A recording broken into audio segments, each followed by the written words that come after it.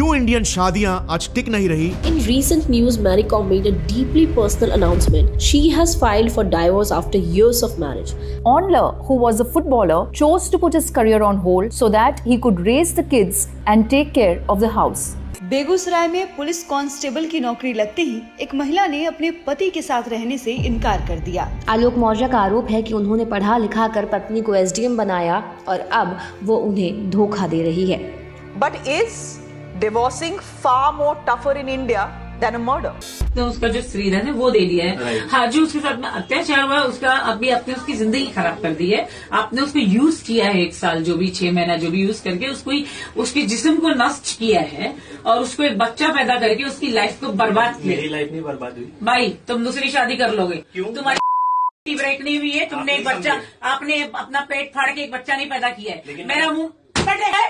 I am a heart patient ma'am, ठीक है। I have a loan, ठीक है। I have HOC. Loan is not the consideration, वो है जजमेंट सुप्रीम कोर्ट का।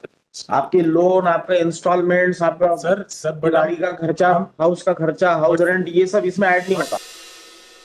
हार्वर्ड के 85 इयर्स तक चले रिसर्च ने भी यही बताया कि इंसान के रिलेशनशिप्स यानी कि रिश्ते ही उसकी लाइफ में नंबर 1 कंट्रीब्यूटर ऑफ हैप्पीनेस या डिप्रेशन होते हैं।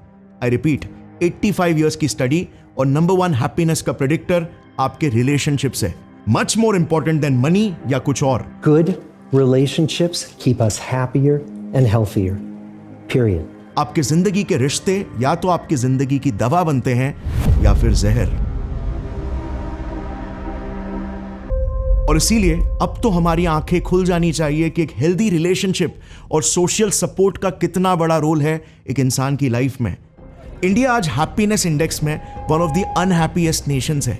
इसमें देश जैसे पाकिस्तान और नेपाल भी हमसे आगे है। देखो, डेटा बताता है कि शहरों में 70% डाइवोर्सेस आज इंडियन फीमेल्स ही फाइल करती हैं।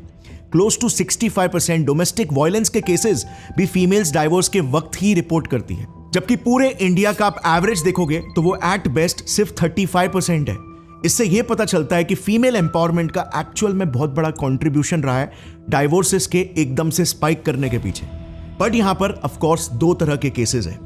एक जो कि जेन्युइन है, जिसमें एक लड़की एक गलत, एब्यूजिव और टॉक्सिक रिलेशन से आज वॉकआउट करने के काबिल हो रही है। बेसिकली जो लड़की खुद पैसे कमाती है वो फोकट में अपना सम्मान नहीं खोएगी। लड़कियां प्यार खोज रही है आज, 2 वक्त का खाना नहीं।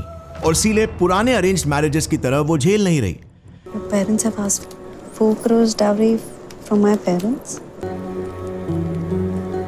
You okay with this? I'm not going to pay anyone to marry me. और दूसरे किस्म के केसेस भी है जिसमें इसी एम्पावरमेंट का खुलेआम मिसयूज हो रहा है। आई मीन जैसे ये वाला केस देख लो, रिंकू बहेटी वर्सेस संदेश शारदा, जिसका रेजोल्यूशन हाल ही में दिसंबर 2024 में ही आया। इसमें रिंकू की शादी संदेश के साथ लिटरली सिर्फ 4 महीने चली और डाइवोर्स के वक्त उसने संदेश पर क्रूएल्टी, अननेचुरल ऑफेंसेस और कॉन्स्पिरेसी के केसेस लगा दिए। और आप बिलीव नहीं करोगे कितने का एलिमनी मांगा? 500 करोड़ का, सिर्फ 3 से 4 महीने की शादी के लिए। और क्यों? क्योंकि हस्बैंड एक रिच एंटरप्रेन्योर था और उसने अपनी पुरानी वाइफ को भी डाइवोर्स के वक्त 500 करोड़ दिए थे। अंत में सेटलमेंट हुआ 12 करोड़ में, लेकिन फिर भी हर कोई एग्री करेगा 4 महीने की शादी के लिए 12 करोड़ भी बहुत ही बड़ा अमाउंट है, स्पेशली तब जब बच्चे भी नहीं हुए हो। सुप्रीम कोर्ट का यह स्टेटमेंट था कि पिछले कुछ सालों में हम ऐसे केसेस को बढ़ते हुए देख रहे हैं जहां पर औरतें एक कॉकटेल ऑफ केसेस लगा देती है कंबाइंड पैकेज की तरह, ताकि इतने केसेस को देखकर ज्यादा से ज्यादा एलिमनी का अमाउंट क्लेम किया जा सके। ये केसेस डोमेस्टिक वायलेंस के हो सकते हैं, cruelty, rape, dowry harassment etcetera etcetera. अच्छा, कई मिसयूज के केसेस तो बहुत ही क्रिएटिव भी होते हैं। एक केस में तो एक लड़की सोनिया ने यूपी में लिटरली 4 बार शादी करके 4 बार डाइवोर्स किया और वो चारों आदमियों से मंथली एलिमनी वसूल रही थी। Woman in Karnataka married 7 husbands to get alimony from 6 husbands और अभी कोर्ट केस चल रहा है to get the alimony from the 7th husband। वाह, क्या बिजनेस मॉडल है। I think she deserves the best startup idea of the year award। एक case में तो एक औरत बलजीत कौर ने अपने ही पति तरसेम सिंह, एक हरियाणा गवर्नमेंट एम्प्लॉय को मार दिया। फिर उसने अपने मरे पति के पेंशन से ही अपना केस लड़ा और गुनहगार साबित भी हुई। बट 2025 में हरियाणा हाई कोर्ट ने ऐसा स्टेटमेंट दिया जिसने सभी को हिलाकर रख दिया। Nobody butchers the hen giving golden eggs, the wife can not be deprived of the family pension, ऐसे लिटरली हजारों केसेस है जिसमें फीमेल्स अपने ही डिफेंस के लिए मिले लॉज को हथियार की तरह यूज कर रही है।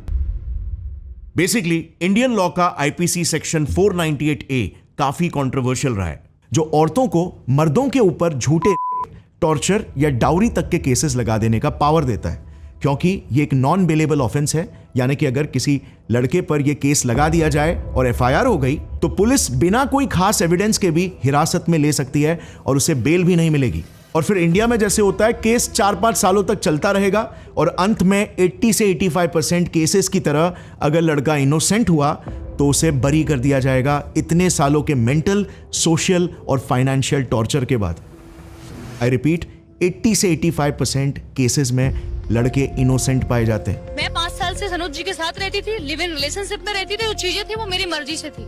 और जब लिव इन में कोई रहेगा, फैमिली मैटर होता है, ये चीजें आम बात है। लड़ाई झगड़े तो हर किसी की फैमिली में होते हैं। लोग मुझे बहकाए जा रहे हैं कि ये है वो है, मैं हेल्प करूंगा। तो मैंने लिखा एफआईआर, अपने हाथों से लिखा। बेकार हो गया, 20 साल में टूट गए, क्या उम्मीद करें हम शरीर से ना टूट गए, अंदर से कुछ नहीं बचा हमें, परिवार हमारा नष्ट हो गया, भाई माँ बाप सब खत्म हो गए। और फिर अगर डाइवोर्स केस रहा होगा तो उसका डाइवोर्स एक्सेप्ट कर लिया जाएगा, बट स्टिल उसे एलिमनी देना पड़ जाएगा। There is no child. Her career has only flourished after marriage with Yuzvedna Chahal. So why 5 crores of alimony? मेरी आज की डेट में 3 साल की बेटी है। 3 साल के एज में मैंने सिर्फ उसको 1 साल ही पाला है। कहते 20 लाख दो, अपनी बेटी ले जाओ और फैसला कर लो। उस इनोसेंट लड़के के लिए लॉ का प्रोसेस ही पनिशमेंट बन जाएगा, न्याय तक पहुंचने का रास्ता ही उसकी जिंदगी को बर्बादी के खाई में ढकेल देगा। मैं मेरा बेटा 11 साल का हो गया, मैंने उससे सिर्फ 2.5 साल ही देखा उसकी पूरे 11 साल की एज में। 2 साल हो गए देखे हुए, या 1 साल हो गया बात किए हुए भी, बिकॉज मैं सारी जगह से ब्लॉक हूँ।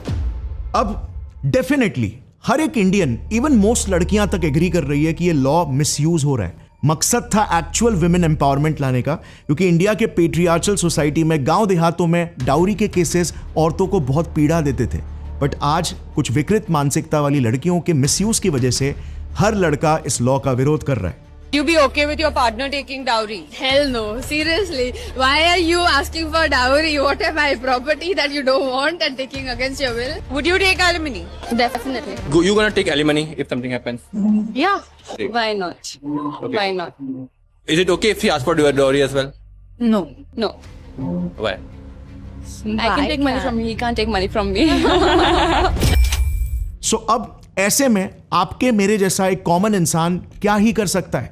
वेल टेल मी, हम क्या कर सकते हैं? इन्हीं केसेस को क्लोजली ऑब्जर्व करके, इनके पैटर्न्स को समझकर, नॉलेज, अवेयरनेस और साइंस की मदद से खुद को ऐसे टॉक्सिक पार्टनर्स से प्रोटेक्ट कर सकते हैं जो जिंदगी बर्बाद कर देंगे। यू नो व्हाट, कड़वी रियलिटी ये है कि इवन दो आज IPC, Indian penal code, BNS यानी कि भारतीय न्याय संहिता में बदल गई है और नए अपडेटेड कानून आ गए हैं, बट अभी भी बीएनएस के सेक्शंस 85-86 आईपीसी सेक्शन 498A के एग्जैक्ट कार्बन कॉपी है, यानी कि मर्दों की आवाज सुनी ही नहीं गई। अच्छा, हमने माना कि इंडियन लॉ में काफी लूप होल्स है, बट हम इंडियंस के लिए जस्टिस की डिमांड और एक्सटॉर्शन में बड़ा फर्क होना चाहिए। जैसे ये वाला केस भी देखना मुझे काफी इंटरेस्टिंग लगा। बहुत ही छोटा सा केस है, लेकिन प्रॉब्लमैटिक माइंडसेट दर्शाता है। इसमें एक वेजिटेरियन लड़की ने एक वेज सैंडविच मंगवाया था, लेकिन गलती से चिकन सैंडविच आ गया और उसने एक बाइट भी गलती से टेस्ट कर लिया। अब ऐसे में आपको क्या लगता है कितने रुपीस का कॉम्पेंसेशन मिलना चाहिए इस गलती के लिए? वेल, कोई हेल्थ इंजुरी नहीं हुई है, जो भी एक क्लॉज होता है, सो मे बी 5,000 या 10,000 रुपीज मैक्स, राइट? ये देखिए, ये 50 लाख रुपए मांग रही है क्योंकि सिवियर मेंटल ट्रॉमा हो गया। बहुत ज़्यादा ड्रेडफुल था एज अ वेजिटेरियन पर्सन। इसके बाद मैं डायरेक्ट कंज्यूमर कोर्ट में जाऊंगी। 50 लाख का I have asked for a compensation which is also not enough for the incident that I have faced, but it's still not enough. I could have asked for 50 crores. तो भी वो justice नहीं देता जो मैंने फेस किया है, जो मैंने एक्सपीरियंस किया है। यार, इसे मांगते वक्त खुद भी हंसी आ रही है। अगर ये मेंटल ट्रॉमा है तो वो क्या है जो हमारे जवान बॉर्डर पर फेस करते हैं?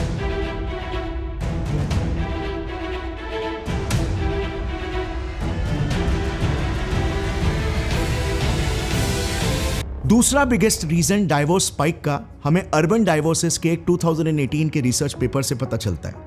जो है मॉडर्न लाइफ के स्ट्रेसर्स जैसे communication gaps, mismatched expectations, work pressure और चीटिंग। और ये हमारे ब्रॉडर डेटा NFHS के रिसर्च टेबल को भी बैक करता है, क्योंकि देखो ये तीनों कैटेगरीज, अर्बनाइजेशन, बदलते ट्रेडिशंस और लाइफस्टाइल स्ट्रेसर्स, एक्चुअली में काफी रिलेटेड है एक कंबाइंड पैकेज की तरह। और इसीलिए इसी 2018 के रिसर्च पेपर ने इसे एक लीडिंग कॉज बताया। सो ये डाइवोर्स स्पाइक का कॉज टोटली कपल्स रिलेशनशिप को कैसे हैंडल करते हैं उन पर आ जाता है, उनके पार्टनरशिप के परफॉर्मेंस पर। ऐसा इसीलिए क्योंकि सिटीज में न्यूक्लियर फैमिलीज ज्यादा है लार्ज फैमिलीज की जगह पर। अब एक्सपेक्टेशंस का मिसमैच और कम्युनिकेशन गैप सारी प्रॉब्लम की जड़ है। देखो, गौतम बुद्ध ने एक बार कहा था कि expectations is the root cause of all disappointments. हम इमेजिनेशन में रियलिटी से ज्यादा सफर करते हैं, हम अनरियलिस्टिक एक्सपेक्टेशंस रखते हैं और फिर सफर करते हैं जब चीजें एक्सपेक्टेशंस को मैच नहीं करती। जैसे ये कुछ वीडियोस देखना। आपके फ्यूचर हस्बैंड की सैलरी मिनिमम कितना होना चाहिए पर मंथ?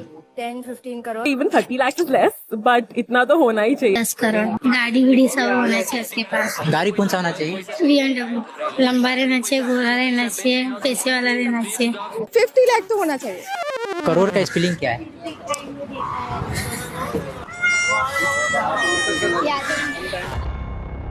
क्या ये एक्सपेक्टेशंस आपको अनरियल नहीं लग रहे? वेल, आज सोशल मीडिया की वजह से ऐसे एक्सपेक्टेशंस रखना कॉमन हो चुका है।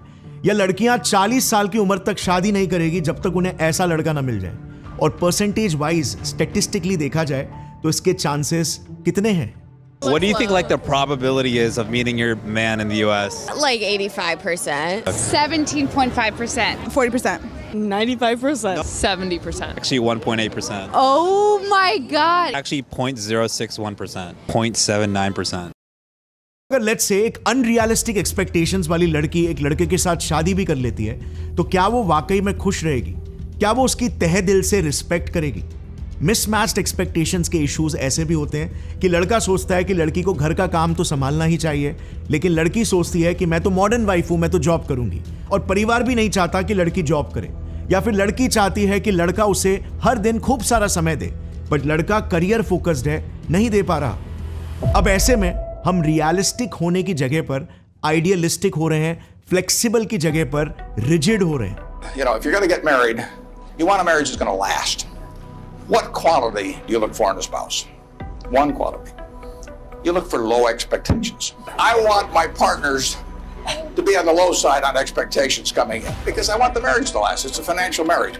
यहां पर लाओ त्सु का एक कोट एक्सट्रीमली रेलेवेंट है। When you let go of what and how it should be, you find peace with what is. अब जरा रियलिटी को एक बार मेल्स के पर्सपेक्टिव से देखते हैं। मर्दों के ऊपर प्रेशर है, सबसे पहले तो करियर और जॉब का, क्योंकि करियर है तो इज्जत है, फिर परिवार और समाज के उम्मीदों के पहाड़ का, फिर फाइनेंसेस का बोझ, और अब तो विमेन एम्पावरमेंट की वजह से डेटिंग और शादी के लिए भी कंपटीशन का बार ही हाई हो गया। आज मर्दों को बचपन से ही एक्सप्रेसिव बनने नहीं दिया जा रहा है, उसे कमजोरी की निशानी समझी जाती है। लड़के नहीं रोते। Are you a girl? Boys don't cry. लड़के रोते नहीं है। ओ देवदास, छोड़ना यार, लड़के ऐसे नहीं रोते। अगर ये वीडियो का क्लिप आपको पसंद आया तो पूरी वीडियो चेक करना मत भूलना, लिंक नीचे डिस्क्रिप्शन में है।